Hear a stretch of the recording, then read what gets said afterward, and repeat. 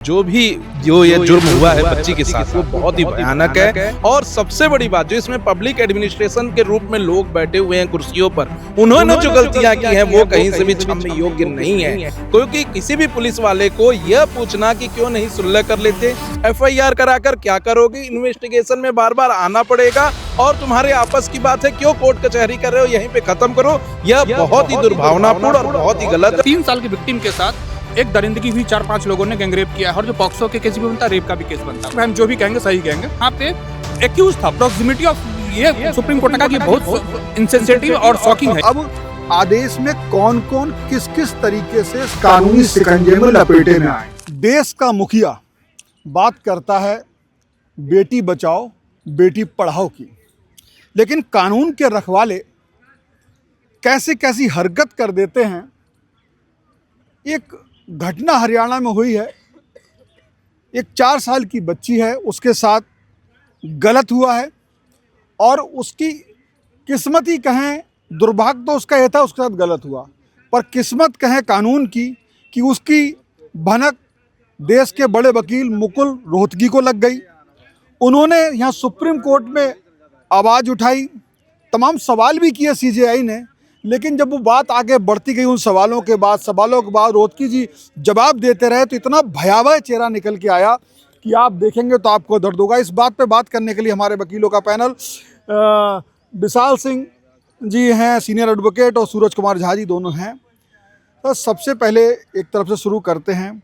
ये मामला मुकुल रोहतगी ने जिस तरीके से उठाया, इसकी गंभीरता सुप्रीम कोर्ट में जब पहले शायद CJI को भी लगा कि यहाँ उठा लिया हाई कोर्ट चले जाते, तो वो सब के बाद उन्हें भी लगा और बड़ा सख्त आदेश दे। क्या हुआ है इसमें, पूरी बात क्या है? देखिए, सबसे बड़ी बात मैं बता दूं, जो ये जुर्म हुआ है बच्ची के साथ वो बहुत ही भयानक है।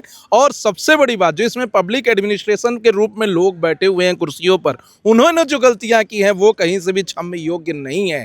क्योंकि किसी भी पुलिस वाले को यह पूछना कि क्यों नहीं सुलह कर लेते, FIR कराकर क्या करोगे, इन्वेस्टिगेशन में बार बार आना पड़ेगा और तुम्हारे आपस की बात है, क्यों कोर्ट कचहरी कर रहे हो, यहीं पे खत्म करो। यह बहुत ही दुर्भावनापूर्ण और बहुत ही गलत है। और मेरा मानना है कि honourable chief justice of India जी को सुमोटो कॉग्निजेंस लेके सबको पर्सनल अपीयरेंस के लिए बुलाना चाहिए, क्योंकि पब्लिक एडमिनिस्ट्रेशन के लोग सुचारू रूप से कानून व्यवस्था को फॉलो करने के लिए बैठे हैं। ऑनरेबल सुप्रीम कोर्ट का और ऑनरेबल हाई कोर्ट का समय समय पर गाइडलाइन भी आया है कि कोई भी अगर कंप्लेन कराने जाए तो उसकी कंप्लेन को दर्ज की जाए, इन्वेस्टिगेशन की जाए, अगर कॉग्निजेबल ऑफेंस लगे तो उनमें उनकी गिरफ्तारी भी करनी चाहिए। लेकिन जिस तरीके से पहले पुलिस ने और बाद में जो कि जज का भी, मजिस्ट्रेट का भी नाम सामने आ रहा है, उनके द्वारा क्वेश्चन पुटअप किए गए, वो बहुत ही दुर्भावनापूर्ण है। और कोई भी बच्ची का पिता आगे चलकर कंप्लेन करने के लिए पुलिस या कोर्ट नहीं जा पाएगा अगर यही स्थिति आगे बनी रह गई तो।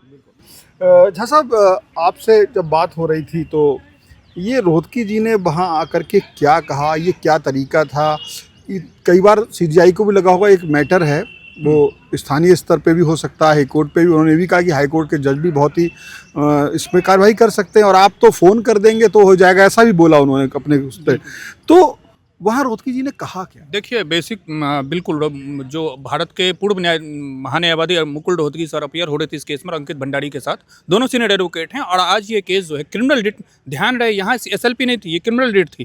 Criminal writ petition number 123/2026 XXX, क्योंकि यहाँ विक्टिम सेक्सुअल असॉल्ट का केस है, पॉक्सो का केस है। 3 साल की विक्टिम के साथ एक दरिंदगी हुई, 4-5 लोगों ने गैंगरेप किया और जो पॉक्सो के केस भी बनता है, रेप का भी केस बनता है। उस पर जो है इन्वेस्टिगेटिंग ऑफिसर जो है वो कहा कि भाई आप तुमको जो है कंप्लेन कर लो, और परिवार को बुलाया और प्रेशर डाला कि इस पे जो है मतलब समझौता करो। उसके बाद यह 164 का जब बयान हो रहा था तो मजिस्ट्रेट जो है वो बोल रहे ये लड़की क्या ओथ क्या लेगी, ओथ मतलब ये नहीं होता 164 का। और जो अब BNSS की धारा 184 हो गई, उसमें नियम ये होता है कि पहले आपको ओथ लेना पड़ता है कि शपथ लेते हैं कि भाई हम जो भी कहेंगे सही कहेंगे। उसमें मजिस्ट्रेट का ये रिमार्क होना कि भाई तुम ये क्या बच्ची समझेगी। और नियम यह है 164 का बयान होते टाइम कि आप सिर्फ मजिस्ट्रेट रहेंगे, उनके साथ एक स्टेनो रहेंगे और एक जो विक्टिम है वो रहेंगे। एक मान लीजिए विक्टिम माइनर है तो DCW की या कोई महिला आयोग से कोई छोटी जो बच्ची के लिए समझाने के लिए या उसको डर ना हो इसके लिए एक महिला रहती। वहाँ पे एक्यूज था, प्रॉक्सिमिटी ऑफ ये सुप्रीम कोर्ट ने कहा कि बहुत इनसेंसिटिव और शॉकिंग है। यानी एक्यूज जो था वो कोर्ट रूम का मतलब जिस कमरे में ये 164 का बयान हो रहा था उस कमरे के अंदर बगल में एक्यूज खड़ा है, एक्यूज के सामने हो रहा है। तो सोचिए कितना हॉरिबल रहा होगा उसको लेकर के। जब सुप्रीम कोर्ट ने में रोहतगी साहब ने इस बात को उठाया तो सुप्रीम कोर्ट ने आज जस्टिस सूर्यकांत जो ऑनरेबल चीफ जस्टिस हैं, जस्टिस जयमाला बागची उनके साथ ब्रदर जज हैं, और जस्टिस विपुल एम पंचोली कोर्ट नंबर 1 में सुनवाई हो रही थी, और उन्होंने फरमा फैसा ही कहा कि इतना बड़ा शॉकिंग है, कैसा ही मामला हो रखा है।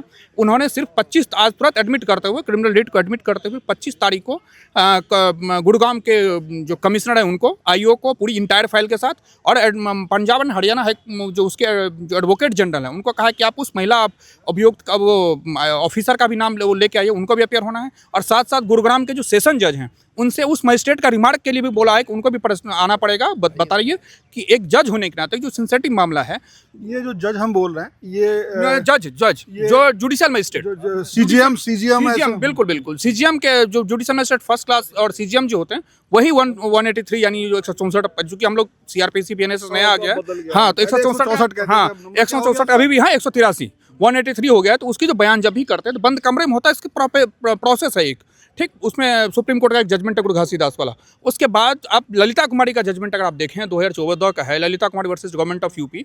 5 जज बेंच ने, सुप्रीम कोर्ट ने साफ साफ कहा कि जैसे ही आपको कॉग्निजेबल ऑफेंस की जानकारी मिलेगी, कंसर्न जो पुलिस ऑफिसर होगा वो तुरंत एफआईआर लॉन्च करेगा। ये बात अभी हमारी आपसे भी हो रही थी। मैं इसमें ये समझना चाहूँगा कि अब जनता चूंकि सीधे जानना चाहती है, इतना बड़ा मामला हुआ, इतने बड़े वकील आए, सबसे पहले ये भी कोर्ट को भी लगा कि ये इस तरह की चीज़ एकदम सुप्रीम कोर्ट में आ गई है और कितना, तो वो बहुत खुल के आई। ऐसा हर इतने बड़े देश में ऐसी बच्चियों के साथ, उसमें उसकी शायद हाउस मेड भी शामिल थी और उसका पति ने ये हरकत की है, तो ये होता रहता होगा। मतलब ये उठ गया तो एक करने का संदेश है। रोहतगी जी ने ये भी कहा कि हमें मैसेज भी देना है इसके साथ साथ। और एक चीज़ और है सर, मैं ये जानना चाहिए जनता की, अब आदेश में कौन कौन किस किस तरीके से इस कानूनी शिकंजे में लपेटे में आए। बिल्कुल 25 तारीख को, यानी परसों 25 तारीख को कमिश्नर ऑफ जो वहाँ गुरुग्राम है वो commissioner police commissioner women IPS officer, जिसको आइडेंटिफाई करने के लिए इनको अगर नाम दिया गया, कोर्ट ने कहा कि आप इनका नाम दीजिए, वो और जो आईओ है वो तीनों लोग आएंगे कोर्ट के अंदर। फिजिकल प्रेजेंस उनका मांगा गया है परसों, कोर्ट नंबर 1 में ही होनी है क्योंकि मामला यहीं पे चल रहा है, कोर्ट नंबर 1 में, चूंकि चीफ जस्टिस ही रिट पिटीशन सुनते हैं।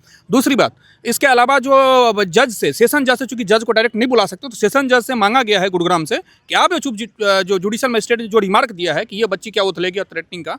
और सबसे बड़ी बात, जो कानून का सबसे बड़ा लूप होल हुआ इस केस में, सबसे बड़ा मौका उड़ा ये कि जब भी विक्टिम का बयान होता है तो वहाँ पे 2 ही लोग होते हैं, स्टेनो और जज और वो विक्टिम।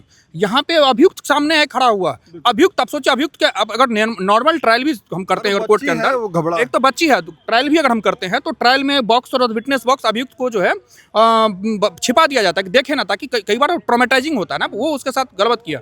तो ये कहीं ना कहीं सुप्रीम कोर्ट की गाज गिरी है। 4-5 ऑफिसर ये परसों अपियर होंगे फिजिकल प्रेजेंस के लिए।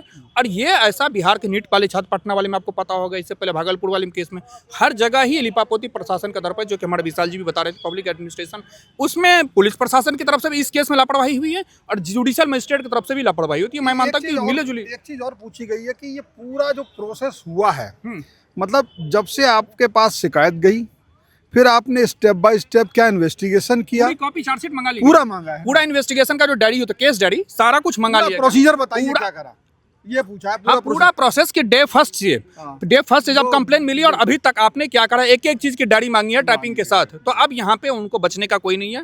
इसमें जो आरोपी हैं उनको गिरफ्तार किया जाना चाहिए। मुझे ऐसा लगता है प्रथम दृष्टया पुलिस किसी पॉलिटिकल इन्फ्लुएंस में या चाहे मिली भगत से जनरली पुलिस का आता रहता है। पॉलिटिकल ये तो देखिए, जब इतने सारे चीज हो गई विशाल जी, इसमें जैसे मुझे फर्स्ट टाइम लगा, ये कई जगह आता है कि बहुत ही शिथिलता बरती गई है और शिथिलता में ही केस बर्बाद हो जाता है।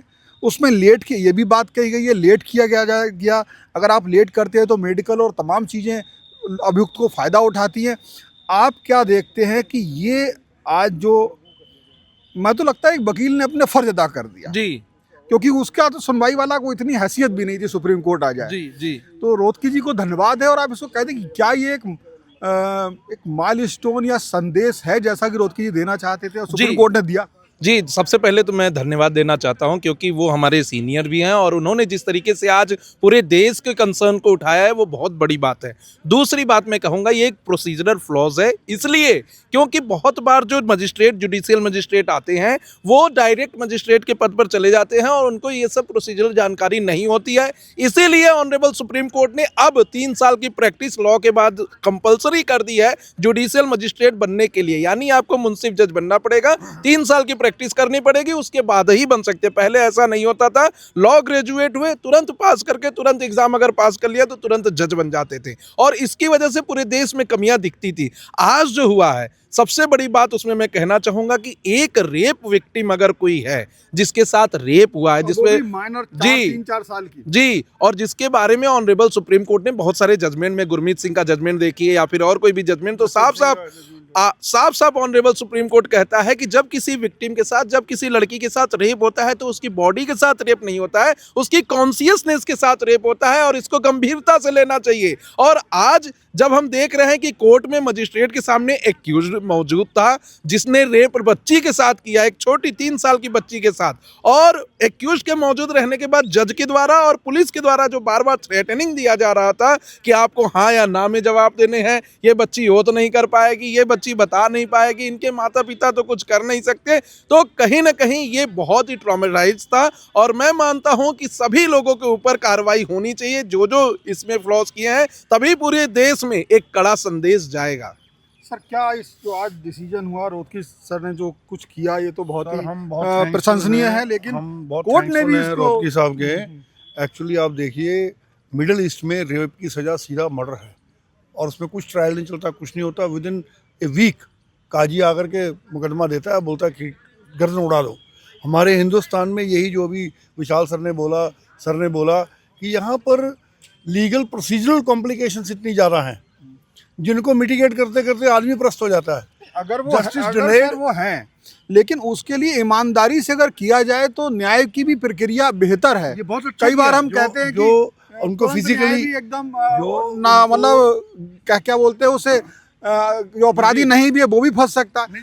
प्रक्रिया जरूर है, लेकिन बेईमानी उसमें की जा रही है। इसीलिए अब जो सुप्रीम कोर्ट ने बुलाया है उनको, उससे ये इम्पैक्ट होगा कि आगे से कोई बंदा मैनिपुलेशन बड़ी सोच समझ के करेगा। बिल्कुल बिल्कुल एक बहुत बड़ा इम्पैक्ट आएगा कि यार अगर ऐसा किया तो जुडिशरी में तो बहुत दिक्कत हो जाएगी। क्या इस मैं 10-10 सेकंड का सर आप लोगों से जी। लूंगा, 10 सेकंड में ये बताइए सर, ये कितना बड़ा, क्या इससे आंखें खुलेंगी, क्या डर लगेगा आप जजों को भी? बिल्कुल जजों को भी डर लगेगा, जुडिशियल मजिस्ट्रेट या जो भी जज में, क्योंकि सीआरपीसी में से लेकर बीएनएस तक हर जगह ही जो है जो सेक्सुअल ऑफेंसेज हैं उसको लेकर के डायरेक्शन इशू हो चुके हैं सुप्रीम कोर्ट से कि आप संजीदगी के साथ पेश आएंगे किसी भी उसलिए जो सीआरपीसी में भी लिखा है कि जो ट्रायल में होगा वो भी ट्रायल जज भी जो है महिला जज होनी चाहिए। तो मैं मानता हूँ नज़ीर जाएगा। और जैसे एडोलेंसेस वाला जजमेंट पिछले साल आया था जस्टिस ओका का था कि जो पॉक्सो में बच्चे की उम्र कम है उसको भी राहत मिल सकती है, तो मुझे ऐसा लगता है कि इस वाले केस में रेप विक्टिम को लेकर के बहुत बड़ा गाइडलाइंस होगा। एक छोटी बच्ची के लिए कह देना कि ये क्या शपथ लेगी,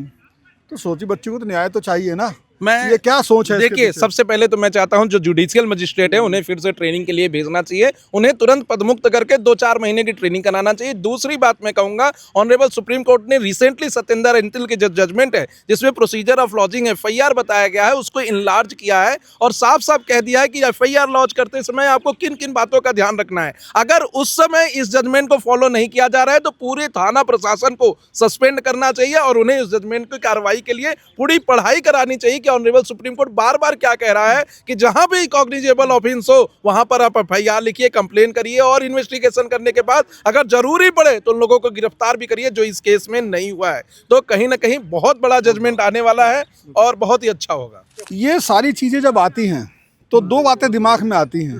एक सवाल का जवाब विशाल जी ने दिया कि इन जैसे मजिस्ट्रेट को और ट्रेनिंग पे भेज देना चाहिए, वकालत कम से कम 3-4 साल करनी चाहिए, वो तो हो ही गया। लेकिन पुलिस के मामले में आप क्या कहना है, क्या किसी तरह के रिफॉर्म की आवश्यकता है? कानून तो बहुत सख्त बन जाते हैं। बिल्कुल सर, देखिए पुलिस रिफॉर्म को तो बहुत सबसे ज़्यादा जरूरी है। इंडियन पुलिस एक्ट 1860 से 1860 से पुलिस एक्ट है, और पुलिस का जो तब से अंग्रेज के टाइम से जो पुलिस सिस्टम है वो आज भी वही चला रहा है। जो हम सामंतवादी जो फ्यूडल कॉन्सेप्ट कह सकते हैं पुलिस को लेकर के, Prakash Singh versus union of India में जो प्रकाश सिंह डीजीपी थे यूपी के, 2005 के जजमेंट में पुलिस रिफॉर्म को लेकर के बहुत सारे गाइडलाइन सुप्रीम कोर्ट ने इशू की। लेकिन सबसे बड़ा सवाल यह है कि सुप्रीम कोर्ट में चूंकि हम खड़े हैं यहाँ से, गाइडलाइंस इशू होते हैं, जो उसका अनुपालन है वो वहाँ पे धरातल पर नहीं हो पाता। इसलिए प्रकाश सिंह रेगुलर वो अपने उसी केस में एमए फाइल करते रहते हैं।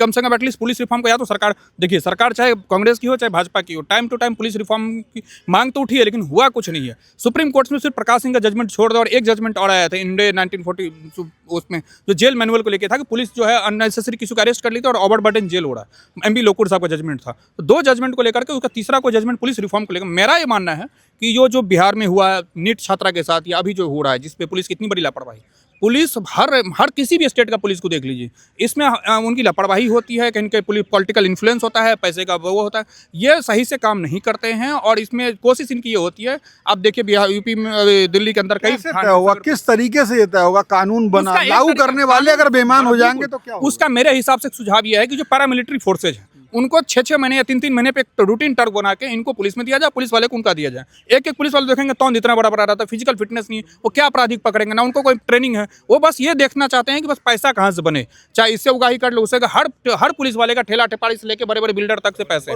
जज की मानसिकता, कौन से जज? बिल्कुल जो जज है वही तो मैं कह रहा हूँ। मेरा मानना है, इस सुप्रीम कोर्ट में परिसर से खड़े को बोल रहा हूँ कि जो जुडिशियल मजिस्ट्रेट है उनके लिए मैं शुरू से बताता रहा हूँ, उनके लिए कम से कम आप वकालत 5 साल अनिवार्य करिए। तो कारण क्या है कि हम भी वकील हैं, ये भी वकील हैं, सब हम जो वकील होते हैं तो वो पता चलता है कि डिफिकल्टी क्या क्या है फील्ड में, प्रैक्टिकल नॉलेज है, पता होता है कैसे क्या होता है। तो इसलिए जो जुडिशियल मजिस्ट्रेट है उसके लिए 5 साल, और जो हायर जुडिशरी के हैं, जो डीजे होते हैं सारा, उनके लिए 10 साल की प्रैक्टिस अनिवार्य करिए। अभी तक क्या हो रहा था कि बस पेपर दिए और पेपर देकर तुरंत जजमेंट को पता ही नहीं डिफिकल्टी, फिजिकल मतलब जो प्रैक्टिकल प्रॉब्लम इशू ही नहीं पता। तो इसीलिए बोलते हैं वो सीधा सुप्रीम कोर्ट का 1964 का जजमेंट का उल्लंघन उन्होंने जज साहब ने किया, और इतना इंसेंसिटिव कि पूछिए मत। ये लॉ का इतना बड़ा दुर्भाग्य कि चीफ जस्टिस अवाक रह गया, और वही उसी हरियाणा से चीफ जस्टिस भी आते हैं। तो मेरा ये मानना है कि इस जज साहब को भी वापस ट्रेनिंग भेजना चाहिए। और यहाँ से मैंने आपको फिर से कहा कि यहाँ से इस रेप विक्टिम को जो हुआ तो बहुत दुर्भाग्य है।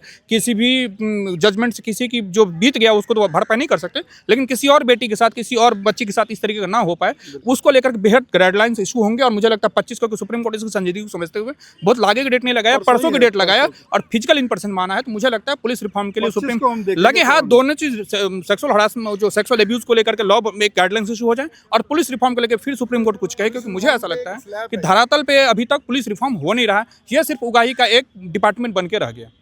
Thank you. तो जब हम कई बार देखते हैं कोई गांव देहात से व्यक्ति आता है और वो ये सब कहानी बताता है कि वो गया, उसने भी भगा दिया, उसने उसका बयान सही से नहीं लिया, उसको 2 महीने टहलाया गया, बच्ची का मेडिकल नहीं हुआ, बच्ची के साथ ये हो गया, अपराधी वहाँ खड़ा होकर धमकाता रहा, तो कई बार लगता है लोगों को कि वो कहानी गढ़ रहा है। लेकिन जब आज एक बड़े वकील ने इस बात को उठाया और जब सुप्रीम कोर्ट ने आदेश दिया, तो सच्चाई निकल के आई। ये ऐसा एक के साथ नहीं होता है, ये बहुत होता है। लेकिन ये सुप्रीम कोर्ट का जो आज का आदेश है, इसमें अब पुलिस कमिश्नर गुड़गांव, वहाँ का पूरा जो इस इन्वेस्टिगेशन में शामिल तमाम आईओ, तमाम लोग, और सबसे बड़ी बात जुडिशियल मजिस्ट्रेट, वो भी इसमें सुप्रीम कोर्ट की नज़र में जो है अपराधी हैं। अब उन सबको बुलाया गया है, उन सब पे क्या कार्रवाई होगी देखने वाली बात होगी। पूरा अभी तक क्या इन्वेस्टिगेशन हुआ, शिकायत से लेते पूरी फाइल मंगाई गई है, ये बहुत बड़ा आदेश है। और इससे कम से कम उन लोगों की आंखें खुलनी चाहिए कि अगर गलती होगी और सामने आएगी तो तुम्हारी जिम्मेदारी तय होगी। फिलहाल इस वीडियो में इतना ही। कैमरा पर्सन आशीष के साथ शिवेन Gaur, one India, Delhi. Subscribe to One India and never miss an update.